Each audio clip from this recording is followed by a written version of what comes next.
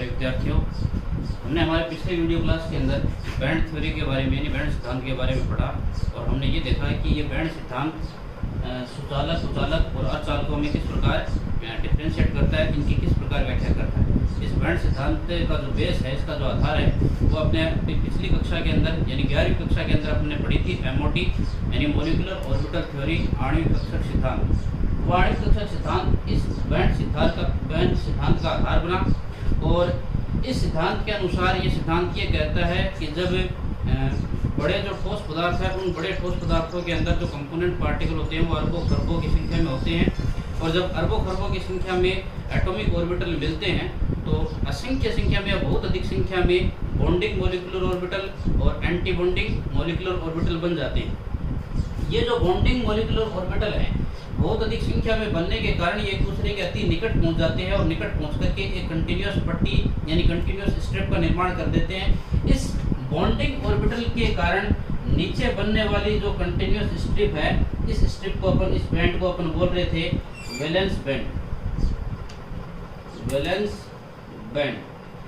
और इसी प्रकार जो एंटी बॉन्डिंग मॉलिक्यूलर ऑर्बिटल है, उन एंटी बॉन्डिंग मॉलिक्यूलर ऑर्बिटल के मिलने से भी या उनके सतत कंटिन्यूअस एक दूसरे के ऊपर व्यवस्थित होने के कारण भी है कि कंटिन्यूअस स्ट्रिप यानी पट्टी का निर्माण हो गया। उस पट्टी को अपन बोल रहे थे कंडक्टर बैंड। यानी दो प्रकार के बैंड बन गए, एक को अपन बोल रहे हैं संयोजी बैंड और एक को बोल रहे हैं अपन चालन बैंड। ये थ्योरी ये कहती है कि अगर किसी भी पदार्थ में किसी भी ताप के ऊपर इस चालन बैंड पे यदि कोई इलेक्ट्रॉन मौजूद है तो पदार्थ इलेक्ट्रिकली कंडक्टर होगा, यानी पदार्थ विद्युत का सुचालक होगा। सो सुचालक है अपने इस सिद्धांत बैंड सिद्धांत ये कहता है कि सुचालकों के अंदर ये जो चालन बैंड और जो संयोजी बैंड है, ये दोनों बैंड आपस में मिले हुए होते हैं, एक दूसरे के अंदर ओवरलैप्ड होते हैं और इस वैलेंस बैंड के अंदर इलेक्ट्रॉन मौजूद होते हैं। और अपने को पता है कि ये इलेक्ट्रॉन जो है वैलेंस बैंड कौन से ऑर्बिटल से बना है, बंदी ऑर्बिटल से, बंदी आणविक कक्षकों से मिलकर बनाए। और बंदी आणविक कक्षकों का मतलब यहाँ वो इलेक्ट्रॉन है, यहाँ जितने भी इलेक्ट्रॉन हैं ये सब किसको बनाने में काम में आ रहे हैं, बंद बनाने के काम में आ रहे हैं। इसका मतलब बंद बनाने के काम में आ रहे हैं, इसका मतलब बंधे हुए हैं इलेक्ट्रॉन, फ्री नहीं है इलेक्ट्रॉन। सुचालकों में होता क्या है कि ये संयोजी बैंड तो पूरा भरा हुआ है, फुलफिल है, और जो चालन बैंड होता है वो होता है खाली, वैकेंट होता है। यानी ये जो चालन बैंड है जिसे अपन कंडक्टर बैंड कह रहे हैं, ये एंटी बॉन्डिंग मॉलिक्यूलर ऑर्बिटल से मिलकर बना हुआ है और यहाँ कोई इलेक्ट्रॉन यदि पहुंच गया, इसका मतलब वो बंद से फ्री हो गया, यानी ये बंद निर्माण में पार्टिसिपेट नहीं करते। और जब बंद कोई इलेक्ट्रॉन फ्री हो गया, किसी पदार्थ में कोई इलेक्ट्रॉन फ्री है और जब अपन उसके ऊपर पोटेंशियल डिफरेंस लगाएंगे तो इलेक्ट्रॉन क्या करेंगे, ऑपोजिट इलेक्ट्रॉन की ओर मूवमेंट करेंगे, गति करेंगे। और पदार्थ में जब इलेक्ट्रॉन गति करेगा तो अपने को पता है कि पदार्थ के अंदर विद्युत धारा प्रवाहित होगी। तो सुचालकों में ये क्या कहता है कि सुचालकों के अंदर ये दोनों जो बैंड है वो दोनों बैंड एक दूसरे के अंदर ओवरलैप्ड होते हैं, मिले हुए रहते हैं। यानी ये वो भाग है जहाँ पर ये दोनों आपस में मिले हैं। यदि यहाँ इस संयोजी बैंड में, क्योंकि यहाँ तक तो संयोजी बैंड है ही, अगर यहाँ कोई इलेक्ट्रॉन है तो स्वाभाविक है कि वो इलेक्ट्रॉन संयोजी बैंड में भी है और संयोजी बैंड के साथ साथ इस चालन बैंड में भी है। इसका मतलब सुचालक पदार्थों में हर तापमान के ऊपर या किसी भी ताप पर अपन ले लें उनको, उनके चालन बैंड में हमेशा कोई न कोई इलेक्ट्रॉन मौजूद रहेगा। इसका मतलब सुचालक पदार्थ प्रत्येक ताप पर विद्युत धारा को प्रवाहित करने में सक्षम होते हैं। ये पहली बात होगी। और इन दोनों बैंडों के बीच का जो एनर्जी गैप है, जिसे अपन बोल रहे हैं वर्जित ऊर्जा अंतराल, ये सिद्धांत ये कहता है कि सुचालकों के अंदर चालन बैंड और संयोजी बैंड दोनों ओवरलैप्ड होते हैं और दोनों के बीच का जो एनर्जी गैप है, जिसे अपन बोल रहे हैं वर्जित ऊर्जा अंतराल, उस वर्जित ऊर्जा अंतराल डेल्टा ई का मान सुचालकों के लिए कितना होता है, 0 होता है। उसका कारण है कि दोनों बैंड, कंडक्टर बैंड और वैलेंस बैंड, दोनों एक दूसरे के अंदर प्रविष्ट किए जाते हैं, जिसे अपन बोलते हैं कि ओवरलैप्ड हो गए, अतिव्यापित हो गए। दूसरा आता है कुचालकों के बारे में। कुचालकों के अंदर दोनों बैंडों के बीच का जो एनर्जी गैप होता है वो जिसे अपन वर्जित ऊर्जा अंतराल कहते हैं, greater than 6 electron volt, 6 electron volt से ज्यादा होता है। अब 6 इलेक्ट्रॉन वोल्ट की जो एनर्जी है वो इतनी ज्यादा है कि कमरे के ताप पर या इससे ऊंचे जो सामान्य ताप हैं उन तापों पर आसानी से उपलब्ध नहीं हो पाता है। दोनों बैंडों के बीच एनर्जी गैप ज्यादा है, इलेक्ट्रॉन आसानी से संयोजी बैंड से चालन बैंड में नहीं जा पाते हैं। कौन से पदार्थों में? कुचालक पदार्थों में। और जब तक इलेक्ट्रॉन यहाँ नहीं पहुंचेगा कंडक्टर बैंड में, तब तक पदार्थ विद्युत धारा को प्रवाहित नहीं कर पाएगा। तो दोनों के बीच यानी कुचालक पदार्थों में दोनों बैंडों के बीच का जो एनर्जी गैप वो ज्यादा होता है और आसानी से या सामान्य तापों पर इस कुचालक पदार्थों में चालन बैंड के अंदर कोई इलेक्ट्रॉन नहीं होता, इसीलिए यानी इनमें मुक्त इलेक्ट्रॉन उपस्थित नहीं होते सामान्य तापों पर। और जब मुक्त इलेक्ट्रॉन उपस्थित नहीं है तो पदार्थ विद्युत धारा को प्रवाहित करने में सक्षम नहीं होता है। यानी पदार्थ की प्रकृति कैसी हो जाती है? कुचालक हो जाती है, इंसुलेटर बन जाता हो। तीसरे प्रकार के पदार्थ है, इनमें एक बात और है कि कुचालक पदार्थों को जब अपन गर्म करते जाएंगे तो गर्म करते हैं तो अपने को पता है कि इलेक्ट्रॉन एनर्जी लेकर के अपने लोअर एनर्जी लेवल से कहां जाएगा? हायर एनर्जी लेवल में जाएगा। अब जब जैसे अपन कुचालक पदार्थ को गर्म करते जाएंगे तो गर्म कर ताप बढ़ाने के साथ साथ इलेक्ट्रॉनों की एनर्जी बढ़ती जाएगी और एक अवस्था ऐसी आएगी कि कुछ इलेक्ट्रॉन अपने संयोजी बैंड को छोड़ करके कहां चले जाएंगे? चालन बैंड में चले जाएंगे। यानी कुचालक पदार्थों का यदि अपन तापमान बढ़ाते जाएं तो एक अवस्था ऐसी प्राप्त होती है कि इनकी कुचालकता खत्म हो जाती है और इनमें आंशिक रूप से या अल्प मात्रा में चालकता का गुण उत्पन्न हो जाता है। कुचालक पदार्थों की इस अवस्था को अपन बोलते हैं ब्रेकडाउन की अवस्था यानी भंजन अवस्था। भंजन अवस्था यह कुचालकों के लिए। और तीसरी बात आती है अर्धचालकों की। अर्धचालक की जो चालकता है या कंडक्टेंस की जो रेंज है वो सुचालक और कुचालकों के बीच की होती है। और अर्धचालकों के अंदर दोनों बैंडों के बीच का जो एनर्जी गैप होता है वो अप्रोक्सीमेटली लगभग 1 इलेक्ट्रॉन वोल्ट के आसपास होता है। इतनी जो एनर्जी है वो रूम टेम्परेचर पर इन कमरे के ताप पर आसानी से उपलब्ध हो जाती है। अर्धचालक पदार्थों को जब अपन परम शून्य ताप 0 केल्विन के ऊपर रखेंगे तो परम शून्य ताप के ऊपर इतनी एनर्जी उत्पन्न या इतनी एनर्जी इलेक्ट्रॉनों को नहीं मिल पाती है। और जब तक 1 इलेक्ट्रॉन वोल्ट की एनर्जी इलेक्ट्रॉनों को नहीं मिलेगी तब तक इलेक्ट्रॉन ऊपर नहीं जाएंगे। किनमें? अर्धचालक पदार्थों के अंदर। अगर अर्धचालक पदार्थों को अपन परम शून्य ताप 0 केल्विन पर रखें तब तो ये कैसा व्यवहार करेंगे? तब तो ये व्यवहार करेंगे कुचालक का। और जैसे ही अपन तापमान बढ़ाएंगे अर्धचालक पदार्थ को परम शून्य ताप 0 केल्विन से अपन रूम टेम्परेचर के ऊपर लेकर आएंगे, इसका मतलब अपन ने ताप बढ़ाया। रूम टेम्परेचर के ऊपर इलेक्ट्रॉनों को इतनी ऊर्जा अवेलेबल हो जाती है क्योंकि रूम टेम्परेचर 27 डिग्री सेंटीग्रेड का जो एनर्जी प्रास है वो एनर्जी प्रास यानी 27 डिग्री सेंटीग्रेड का ताप इतनी एनर्जी उत्पन्न कर सकता है। तो इलेक्ट्रॉन क्या करते हैं? कमरे के ताप पर इस एनर्जी को अब्जॉर्ब करके आसानी से कुछ इलेक्ट्रॉन यहाँ पहुंच जाते हैं अर्धचालकों में। तो जैसे ही अपन इस अर्धचालक को जो कि 0 केल्विन के ऊपर कुचालक का व्यवहार कर रहा है इसको अपन कमरे के ताप 25 डिग्री सेंटीग्रेड पर लेकर आएंगे तो क्या बन जाएगा? सुचालक बन जाएगा। यही से अर्धचालकों की परिभाषा भी दे देते हैं अपन। अर्धचालक का मतलब ऐसे पदार्थ जो परम शून्य ताप 0 केल्विन पर तो पूर्ण रूप से कुचालक लेकिन कमरे के ताप पर इनमें चालकता उत्पन्न हो जाती है। ऐसे पदार्थों को अपन क्या कहते हैं? अर्धचालक कहते हैं। अर्धचालकों में चालन बैंड और संयोजी बैंड के बीच का जो एनर्जी गैप है वो कितना होता है? अप्रोक्सीमेटली लगभग 1 इलेक्ट्रॉन वोल्ट के आसपास। तो ये अपन ने कल की वीडियो क्लास में पढ़ा बैंड सिद्धांत किस प्रकार सुचालक, कुचालक और अर्धचालक के अंदर विभेद करता है। आज का जो वीडियो क्लास अपनी इसमें अपन चर्चा करेंगे अर्धचालकों के बारे में। आज का जो अपना टॉपिक है वो बेस है अर्धचालक पर बेस्ड है। तो आज की अपनी हेडिंग है अर्धचालक, सेमीकंडक्टर।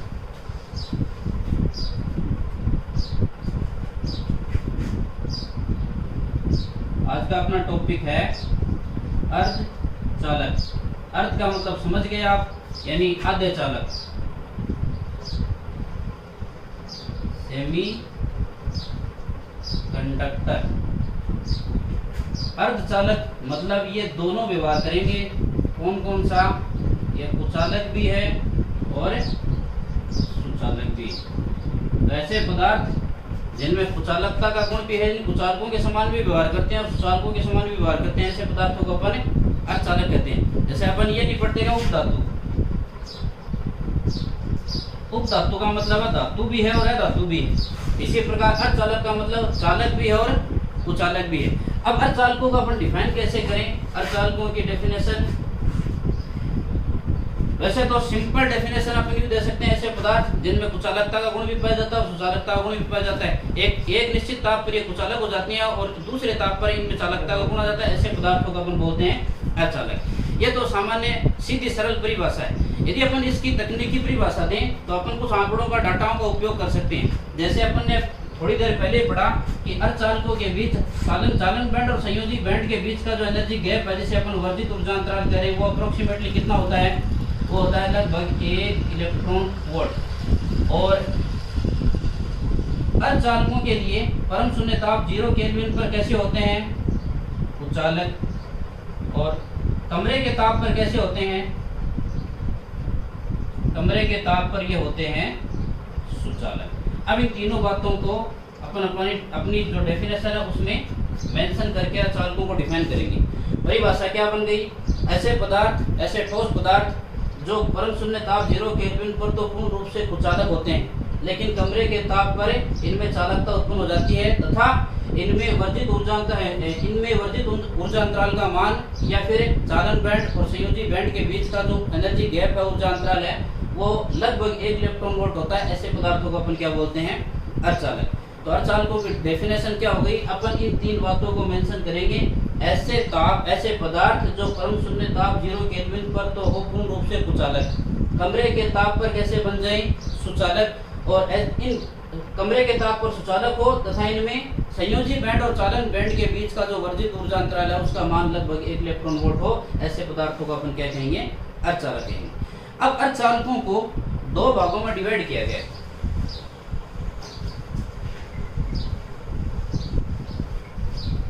अपन ने जब कक्षा 11 के अंदर पीरियोडिक टेबल पढ़ी तो अपन ने पीरियोडिक टेबल में यह भी पढ़ा कि आवर्त सारणी का जो 14वां वर्ग है कार्बन परिवार,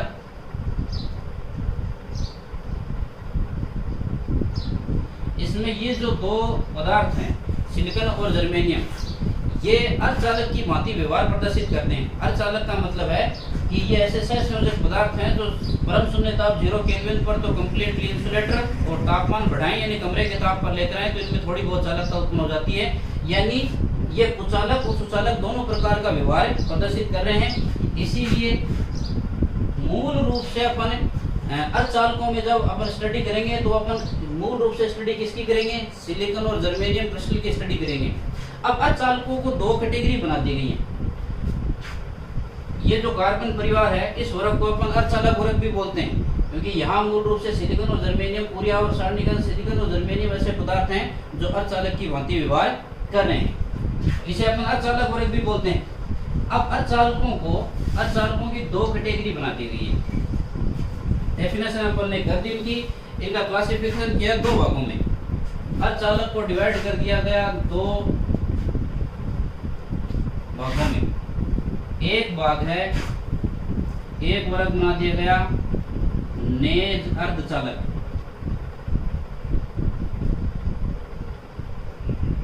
या इसको अपन बोल सकते हैं शुद्ध अर्धचालक। इसको अपन बोलते हैं इंट्रिंसिक और pure semi conductor.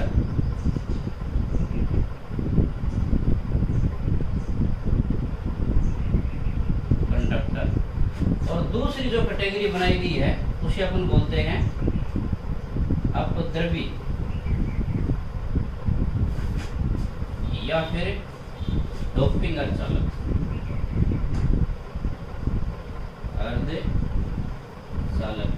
अपद्रवी that means extrinsic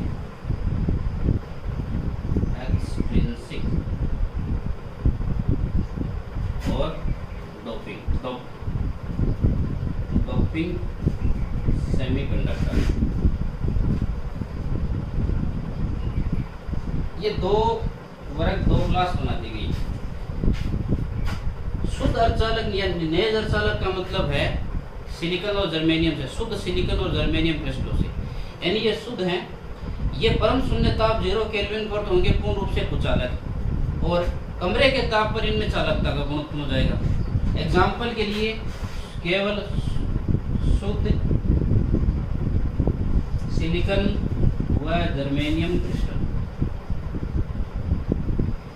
लेकिन शुद्ध सिलिकॉन और जर्मेनियम या नेज अर्धचालक शुद्ध अर्धचालक ज्यादा काम के नहीं है। क्यों काम के नहीं है? इसलिए काम के नहीं है क्योंकि कमरे के ताप पर इनमें चालकता तो होती है कम और प्रतिरोध होता है ज्यादा। और अपने को ऐसे पदार्थों की जरूरत है जिनका प्रतिरोध हो कम और चालकता हो ज्यादा। अब हमें हमारे काम ये कम काम के हैं, यूजफुल कम है, इनके अनुप्रयोग कम है। इनको ज्यादा उपयोग में लाने के लिए या इनकी उपयोगिता को बढ़ाने के लिए इनकी चालकता को बढ़ाना जरूरी है। और चालकता को बढ़ाने के लिए इन सिलिकॉन और जर्मेनियम के जो क्रिस्टल है उनमें कोई न कोई त्रुटि उत्पन्न करनी पड़ेगी, अपने को कोई न कोई दोष उत्पन्न करना पड़ेगा। और इसके लिए अपन ने अशुद्धता दोष पढ़े थे। अपन ने ये पढ़ा कि एक शुद्ध क्रिस्टल के अंदर कोई दूसरे पदार्थ की अशुद्धि मिला करके उस क्रिस्टल को अपन त्रुटिपूर्ण कर दें, और जैसे जैसे त्रुटियों की संख्या बढ़ती जाती है क्रिस्टल की जो विद्युत चालकता है उसका मान क्या हो जाता है? बढ़ता जाता है। तो शुद्ध अर्धचालक का मतलब है, नेज अर्धचालक का मतलब है शुद्ध सिलिकॉन और जर्मेनियम के जो क्रिस्टल है वो नेज अर्धचालकता प्रदर्शित करते हैं। और जब तक इनमें कोई अशुद्ध तत्व नहीं मिलाया जाए तब तक ये नेज हैं, शुद्ध हैं। और शुद्ध है इसका मतलब ये परम शून्य ताप 0 केल्विन पर कुचालक है और कमरे के ताप पर इनमें थोड़ी बहुत चालकता उत्पन्न हो जाती है। एग्जाम्पल के तौर पर प्योर सिलिकॉन और जर्मेनियम क्रिस्टल। अब अपन दूसरी बात करें अपने अपद्रव्य अर्धचालक की या डोपिंग अर्धचालकों की।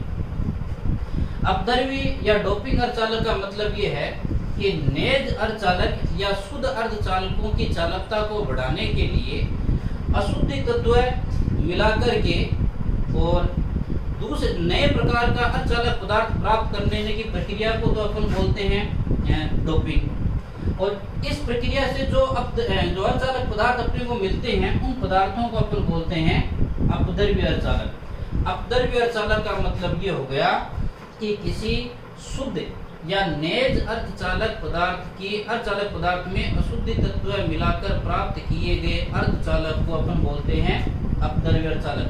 अपद्रव्य अर्धचालक क्यों बनाए जाते हैं? अपद्रव्य अर्धचालक या अपद्रव्य अर्धचालकों की जरूरत क्यों पड़ी? अपद्रव्य अर्धचालकों की जरूरत इसीलिए पड़ी क्योंकि नेज अर्धचालकों की विद्युत चालकता का मान कम था, अपने को उनकी विद्युत चालकता बढ़ानी थी। और विद्युत चालकता बढ़ाने के लिए अपने को उसमें कोई न कोई दूसरा मटेरियल मिलाना पड़ा, यानी अशुद्धि मिलानी पड़ी।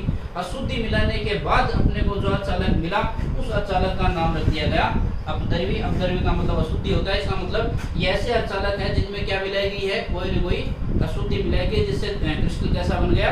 त्रुटिपूर्ण हो जाता है। तो अपद्रव्य अर्धचालक को यदि अपन डिफाइन करेंगे तो कैसे करेंगे? नेज अर्धचालक की नेज अर्धचालकों की चालकता को बढ़ाने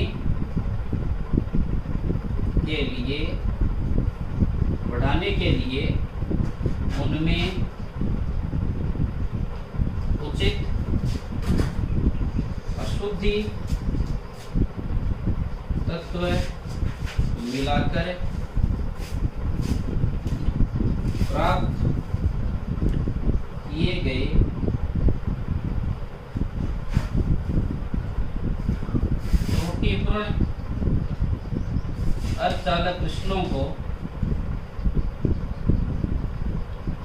त्रुटिपूर्ण अर्धचालक क्रिस्टलों को ही अपद्रव्य अर्धचालक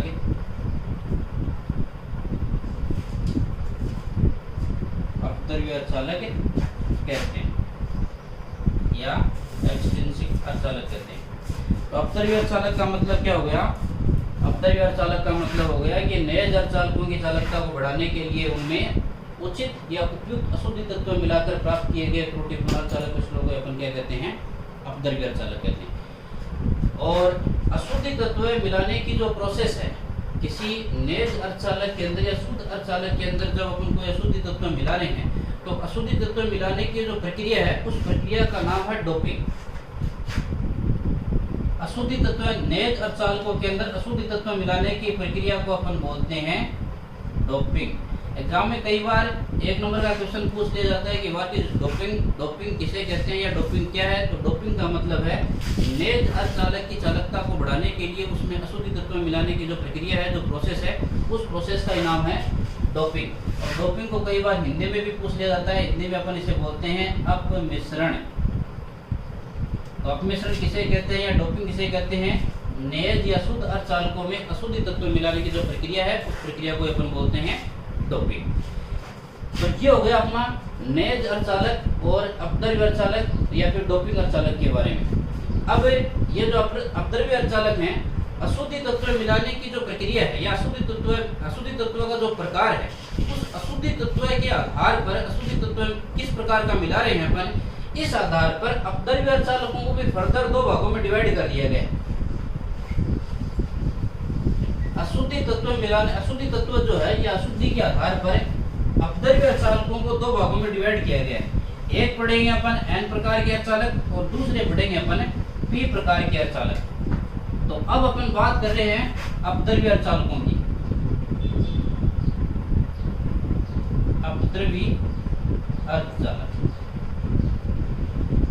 अपद्रव्य अर्धचालक जिन्हें अपन बोलते हैं एक्सट्रिंसिक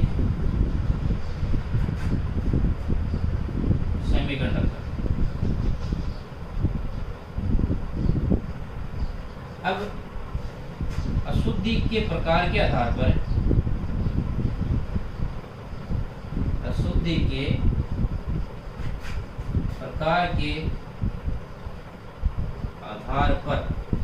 अपद्रव्य अर्धचालकों को दो भागों में क्लासिफाइड कर दिया गया। एक कैटेगरी बना दी गई इनकी N प्रकार के अर्धचालक, अर्धचालक, और दूसरी कैटेगरी बना दी गई इनकी P प्रकार के अर्धचालक, P प्रकार के अर्धचालक, P प्रकार के अर्धचालक। यहाँ N जो है वो इंडिकेट कर रहा है किसको? नेगेटिव यानी ऋणात्मक, और P जो है वो इंडिकेट कर रहा है किसको? पॉजिटिव यानी धनात्मक। अब अपने को पता है कि अपना जो अर्धचालक वर्ग है, कार्बन परिवार वाला 14 वर्ग, उसमें दो तत्व सिलिकॉन और जर्मेनियम जो है वो नेज अर्धचालक के रूप में काम में लेते हैं अपन, सिलिकॉन और जर्मेनियम। ये कौन से वर्ग के हैं? 14 वर्ग के। और P ब्लॉक के 14 वर्ग का जो अंतिम सामान्य इलेक्ट्रॉनिक विन्यास है वो होता है NS2Np2। वैलेंस शेल होता है इनका, यानी इनके संयोजी कोश में कितने इलेक्ट्रॉन होते हैं? 4 इलेक्ट्रॉन होते हैं, 2 S में और 2 P के अंदर। और अपने को पता है कि एक परमाणु जब किसी दूसरे परमाणु के साथ जुड़ करके अणु का निर्माण करता है या बड़े क्रिस्टल का निर्माण करता है, तो वो अपना ऑक्टेट यानी अष्टक को पूरा करने का प्रयास करता है। सिलिकॉन जर्मेनियम के बाहर वाले कोश में 4 इलेक्ट्रॉन है, तो एक सिलिकॉन क्या करता है? दूसरे अन्य 4 सिलिकॉन परमाणुओं के साथ 4 इलेक्ट्रॉनों का साझा करके 4 से संयोजक बंध बना लेता है। यानी एक सिलिकॉन इसके बाहर चारों तरफ कितने इलेक्ट्रॉन? 4 इलेक्ट्रॉन। संयोजी कोश में कितने इलेक्ट्रॉन है? 2 + 2 4 इलेक्ट्रॉन है। ये दूसरा सिलिकॉन परमाणु, ये तीसरा सिलिकॉन, ये चौथा सिलिकॉन और ये 5वां सिलिकॉन। इस सिलिकॉन के भी बाहर वाले कोश में 4 इलेक्ट्रॉन, इस सिलिकॉन के भी बाहर वाले कोश में 4 इलेक्ट्रॉन, इस सिलिकॉन के भी बाहर वाले कोश में 4 इलेक्ट्रॉन, इस सिलिकॉन के भी बाहर वाले कोश में 4 इलेक्ट्रॉन। और इस प्रकार ये बड़ा क्रिस्टल है, लेकिन अपन ने इन 5 एटम्स का उपयोग किया है। ये सिलिकॉन परमाणु क्या करता है? इसके 4 तो इसके खुद के कोश में है, और ये अपने चारों इलेक्ट्रॉनों का उपयोग करके इनको सांझित करके अन्य 4 सिलिकॉन परमाणुओं के साथ साझा करके 4 से संयोजक बंध का निर्माण कर लेता है। एक से संयोजक बंध ये बन गया, एक से संयोजक बंध इधर वाले सिलिकॉन से, एक ऊपर वाले सिलिकॉन से बन गया और एक नीचे वाले सिलिकॉन से। अब इस सेंटर वाला जो सिलिकॉन है, इस सिलिकॉन के बाहर वाले कोश में पहले थे 4 इलेक्ट्रॉन, अब बन गए 8 इलेक्ट्रॉन, क्योंकि बंध के दोनों इलेक्ट्रॉनों पर बंध बनाने वाले दोनों परमाणुओं का बराबर अधिकार होता है। पहले इसके पास 4 ही थे, अब इसके पास कितने हो गए? 8 हो गए, 2 2 4 2 6 और 2 8। और 8 जो इलेक्ट्रॉन है वो 8 बाहर के कोश में 8 इलेक्ट्रॉन कहाँ पाए जाते हैं? आवर्त सारणी में 8 इलेक्ट्रॉन पाए जाते हैं उत्कृष्ट गैसों के अंदर। उत्कृष्ट जो गैसें हैं 18वें वर्ग की, हीलियम को छोड़ करके नीचे नियोन, आर्गन, क्रिप्टॉन, जिनोन, उन सभी गैसों के बाहर वाले कोश में 8 इलेक्ट्रॉन पाए जाते हैं। और आवर्त सारणी के अंदर 18वें वर्ग के जो तत्व हैं जिन्हें अपन उत्कृष्ट, उत्कृष्ट का मतलब होता है बिना क्रिया करने वाले, यानी ऐसे तत्व जो अक्रिय हो, सबसे ज्यादा स्थायी होते हैं 18वें वर्ग के। उनके स्थायित्व को सीधा सीधा उनके इलेक्ट्रॉनिक विन्यास से जोड़ा गया है। और ये बताया गया है कि जिस प्रकार उत्कृष्ट गैसों के बाहर वाले कोश में 8 इलेक्ट्रॉन हैं, इसलिए वो सबसे ज्यादा स्थायी हैं। अगर कोई अन्य तत्व है, आवर्त सारणी का कोई भी अन्य तत्व है, यदि अपने बाहर वाले कोश में कैसे भी करके 8 इलेक्ट्रॉन कर लेगा, चाहे उसके लिए उसको इलेक्ट्रॉनों का साझा करना पड़े, चाहे इलेक्ट्रॉन त्यागने पड़े, चाहे इलेक्ट्रॉन ग्रहण करने पड़े, यदि किसी भी प्रकार से कोई परमाणु अपने बाहर, अपने चारों तरफ, यानी अपने बाहरी कोश में, जिसे अपन वैलेंस शेल बोलते हैं, संयोजी कोश बोलते हैं, उसमें अगर 8 इलेक्ट्रॉन कर लेगा तो वो स्थायित्व प्राप्त कर लेगा। तो सिलिकॉन ने क्या किया? 4 इलेक्ट्रॉन तो थे, 4 इलेक्ट्रॉन तो थे, और 4 सहसंयोजक बंध बना के इसने अपने चारों ओर 8 इलेक्ट्रॉन बना लिया, यानी अपना अष्टक पूरा कर लिया। और अष्टक पूरा कर लिया तो क्रिस्टल, यानी ये सिलिकॉन परमाणु इस क्रिस्टल के अंदर स्थायी हो गया। इसी प्रकार ये जो बाकी सिलिकॉन परमाणु है, ये भी अन्य सिलिकॉन परमाणुओं के साथ 4 इलेक्ट्रॉनों का साझा करके 4 सहसंयोजक बंध बनाएंगे, और प्रत्येक सिलिकॉन परमाणु अपने चारों ओर 8 इलेक्ट्रॉन कर लेता है। ये है सिलिकॉन क्रिस्टल की संरचना, जिसमें एक सिलिकॉन परमाणु अन्य 4 सिलिकॉन परमाणुओं के साथ जुड़ा होता है। इसी प्रकार सेम जर्मेनियम में होता है। अब एन प्रकार के जो अर्धचालक हैं उसमें और इसमें क्या अंतर है? पी प्रकार के अर्धचालक है उसमें और इस सिलिकॉन क्रिस्टल में या जर्मेनियम क्रिस्टल में या लेड अर्धचालकों में, इनमें क्या अंतर है? इन अर्धचालकों की चालकता होती है कम, इन्हें अपन बोलते हैं नेज या शुद्ध अर्धचालक। अब इनकी चालकता बढ़ानी है अपने को, चालकता बढ़ाने के लिए अपने को क्रिस्टल को त्रुटिपूर्ण करना पड़ेगा। और क्रिस्टल को त्रुटिपूर्ण करने के लिए 2 काम कर सकते हैं अपन, या तो अपन क्रिस्टल का ताप बढ़ाएं, ताप बढ़ा करके अपन या तो इलेक्ट्रॉनिक अरेंजमेंट है उसमें गड़बड़ी कर दें, और इलेक्ट्रॉनिक अरेंजमेंट में गड़बड़ी करेंगे तो इलेक्ट्रॉनिक त्रुटियां उत्पन्न हो जाएगी, जो कि परम शून्य ताप 0 केल्विन से अपन 25 डिग्री सेंटीग्रेड तापमान रूम टेम्परेचर पर आ रहे हैं। तो रूम टेम्परेचर पर आने के कारण जो चालकता उत्पन्न हो रही है वो इलेक्ट्रॉनिक दोष के कारण ही हो रही है, लेकिन वो चालकता कम है। अपने को परमानेंट त्रुटियां चाहिए जो क्रिस्टल की चालकता को बहुत ज्यादा बढ़ा सके, इसके लिए अपने को क्रिस्टल में मिलानी पड़ेगी अशुद्धि। अब अशुद्धि तत्व किस प्रकार का मिलाया जाए, उस आधार पर 2 वर्ग बना दिए, एन प्रकार के अर्धचालक और पी प्रकार के अर्धचालक। अपना जो अर्धचालक वर्ग है वो है 14वां वर्ग, पी ब्लॉक का। आवर्त सारणी के पी ब्लॉक का जो 14वां वर्ग है, कार्बन, सिलिकॉन, इन सब के बाहरी कोश में कितने इलेक्ट्रॉन हैं? 4 इलेक्ट्रॉन। इससे पहले 13वां वर्ग है। 13वें वर्ग में कौन कौन से तत्व हैं? Boron, aluminium, gallium, helium. और इसके बाद का जो वर्ग है वो है 15वां वर्ग। 15वें वर्ग के तत्व कौन कौन से हैं? नाइट्रोजन, फास्फोरस, एंटीमनी और बिस्मुथ, ये एलिमेंट। 14वें वर्ग के प्रत्येक तत्व के बाहर वाले कोश में 4 इलेक्ट्रॉन। 13वें वर्ग के प्रत्येक तत्व के बाहर वाले कोश में कितने इलेक्ट्रॉन? 3 इलेक्ट्रॉन होते हैं। 15वें वर्ग के प्रत्येक तत्व के बाहर वाले कोश में कितने इलेक्ट्रॉन? 5 इलेक्ट्रॉन। यहाँ संयोजी कोश में 4 इलेक्ट्रॉन। इससे पहले वाला जो वर्ग है, इससे पहले वाले वर्ग के जो तत्व हैं उनके बाहर वाले कोश में कितने इलेक्ट्रॉन? 3 इलेक्ट्रॉन। इससे बाद वाले वर्ग के जो तत्व हैं उनके बाहर वाले कोश में कितने इलेक्ट्रॉन? 5 इलेक्ट्रॉन। इसका मतलब 14वें वर्ग के तत्व 4 सहसंयोजक बंध बनाएंगे। 13वें वर्ग के तत्व है बाहर वाले कोश में जितने इलेक्ट्रॉन है उतने ही बंध बनाएंगे, ये 3 सहसंयोजक बंध बनाएंगे। इस वर्ग के तत्व है, इस वर्ग के तत्व 5 सहसंयोजक बंध बनाएंगे। इसका मतलब अपने पास अर्धचालक वर्ग है सिलिकॉन और जर्मेनियम। अब अपन क्या कर रहे हैं, अपने पास जो सिलिकॉन का क्रिस्टल है, ये सिलिकॉन का क्रिस्टल अपना,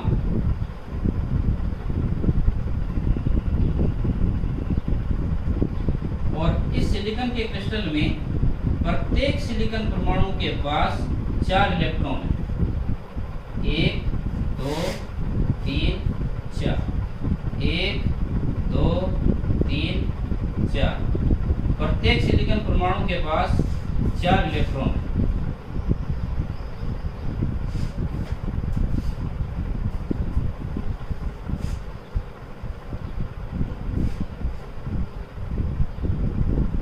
और प्रत्येक सिलिकॉन परमाणु अपने 4 इलेक्ट्रॉनों का, बाहर वाले 4 इलेक्ट्रॉनों का उपयोग करके 4 सहसंयोजक बंध बनाएगा और इस प्रकार अपने चारों ओर या बाहरी कोश में कुल कितने इलेक्ट्रॉन कर लेगा?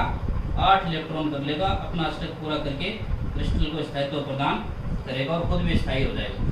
एक सिलिकॉन परमाणु अन्य 4 सिलिकॉन परमाणु के साथ सहसंयोजक, ऊपर भी सिलिकॉन परमाणु है लेकिन अपन ने इतना ही बनाया क्रिस्टल।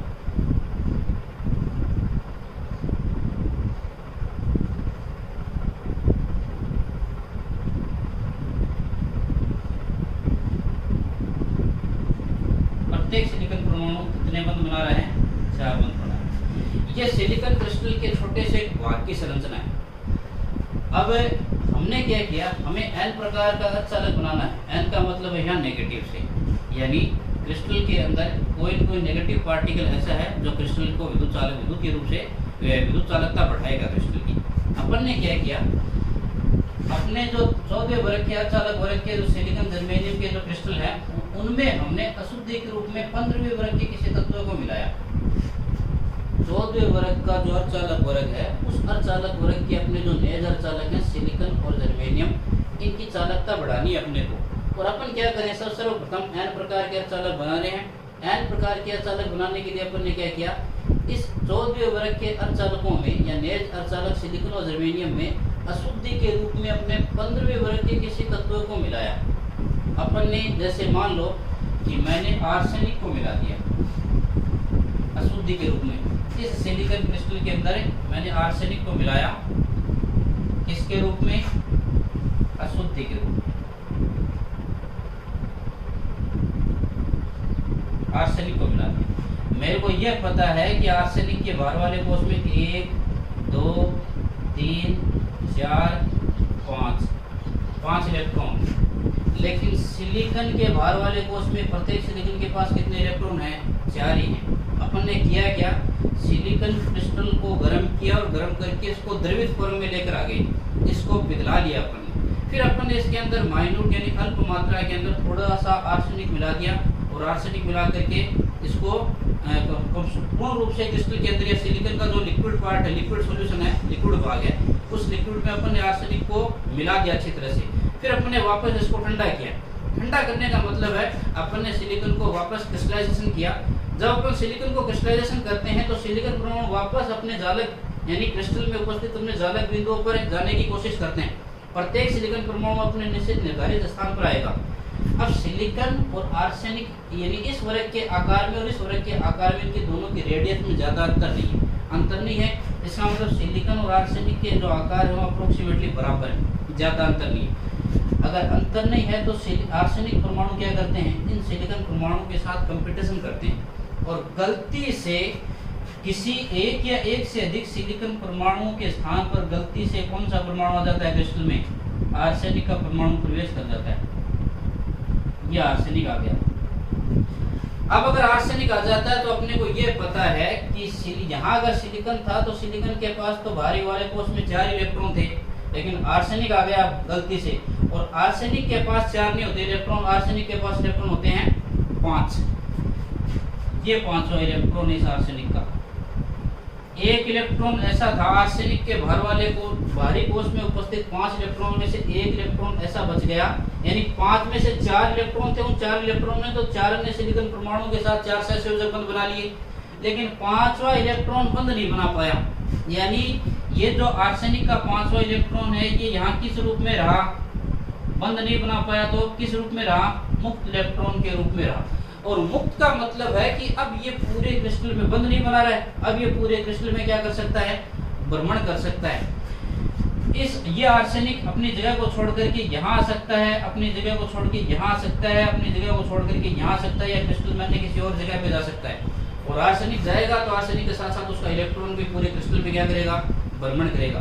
जैसे ही अपन क्रिस्टल के ऊपर पोटेंशियल डिफरेंस लगाएंगे तो ये मुक्त इलेक्ट्रॉन अपोजिट इलेक्ट्रोड की ओर क्या करने लग जाएंगे, गति करने लग जाएंगे। क्रिस्टल कैसा हो गया, त्रुटिपूर्ण हो गया। इस त्रुटिपूर्ण क्रिस्टल में प्रत्येक आर्सेनिक परमाणु, जितने भी आर्सेनिक परमाणु प्रवेश कर जाएंगे, प्रत्येक आर्सेनिक परमाणु के पास एक मुक्त इलेक्ट्रॉन उपस्थित रहेगा। यह मुक्त इलेक्ट्रॉन क्रिस्टल की विद्युत चालकता को क्या कर देगा, बढ़ा देगा। क्योंकि इलेक्ट्रॉन के ऊपर चार्ज कैसा, इलेक्ट्रॉन एक नेगेटिव पार्टिकल है और क्रिस्टल की जो विद्युत चालकता बढ़ी है वो इस नेगेटिव पार्टिकल के कारण बढ़ी है। इसीलिए अपन इस नेगेटिव को यहाँ, नेगेटिव जो है, नेगेटिव जो शब्द है उसका एन अपन ने काम में लिया।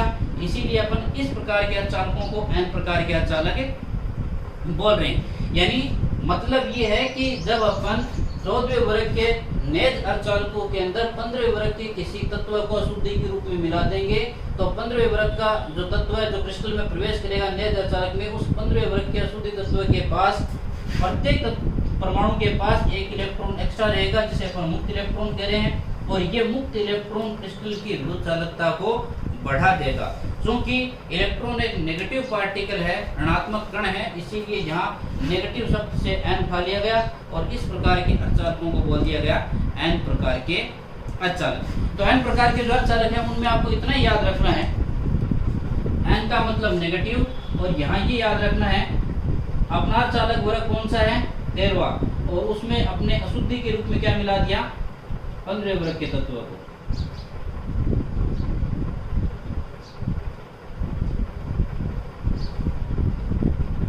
अशुद्धि के रूप में मिला दिया अपन ने। ये 14वां वर्ग सिलिकॉन या जर्मेनियम, और इसमें अपन ने मिला दिया 15वें वर्ग का कोई भी तत्व अशुद्धि के रूप में मिला दिया अपन। तो किस प्रकार के अर्धचालक क्रिएट हो जाएंगे, एन प्रकार के अर्धचालक। आई होप कि आज का जो वीडियो है ये आपके लिए हेल्पफुल रहा है। और दूसरा जो प्रकार है अपना पी प्रकार के अर्धचालक, उसकी चर्चा अपन अपने अगली वीडियो क्लास में करेंगे।